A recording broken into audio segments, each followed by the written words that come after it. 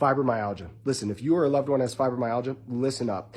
There are 12 trigger points that you're probably going to want to release. Hi, if you're new to this channel, I'm Dr. K, or Dr. Kareem Samori, and I'm here to help you completely optimize your health so you can reach your full genetic potential. When it comes to fibromyalgia, this is what's referred to in medicine as a garbage can diagnosis, which kind of stinks if you're the patient that receives this, because it means that they've ruled out other diagnoses and they've labeled you with this one. Well, even if you don't have fibromyalgia, you may have sensitivity in these trigger points, and by releasing them, you may experience great relief all over your body. Let's get right into it. We'll be talking about 3 examples in today's video, and then I'm going to go ahead and give you all of the releases. So make sure you stay tuned to the end of this video.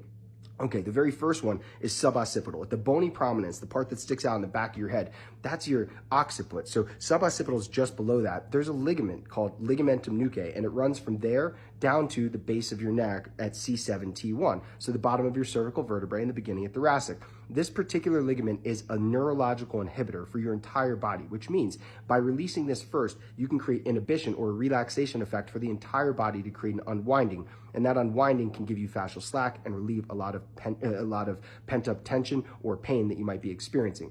The second release we're going to be talking about is the rotator cuff release. Now, the rotator cuff release should properly be done by placing pressure right where the rotator cuff tendons come together.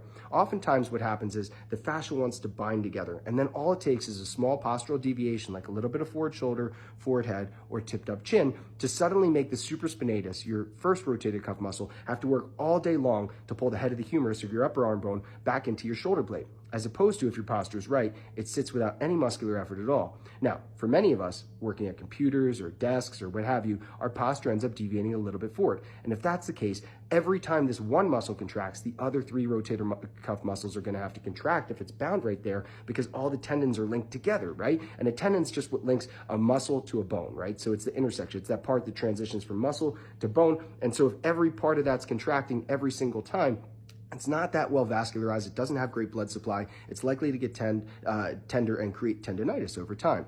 The third release I want to talk to you about is the femoral triangle. Now, your femoral triangle is great for a whole leg release, so a whole lower extremity release, especially if you feel sensitivity on one side compared to the other. You might be wondering where this is. If you come up from your kneecap about 2 to 4 inches, depending on the person's size, girth, and musculature, you might find a sensitive region on the inside of your leg. If it is sensitive, this is an area to release. It's where muscles come together in a triangular fashion, and fascia holds them together, especially if it binds or you get tight. By releasing here, you can get a full lower extremity release and experience true relief. It's absolutely amazing. Okay, so you might be wondering about the other 9 releases. Please go to nubbyreleases.com. They're free for you today. I'd love for you to enjoy them. Please go to nubbyreleases.com. I hope you have a beautiful day. God bless you. I love you. Thank you.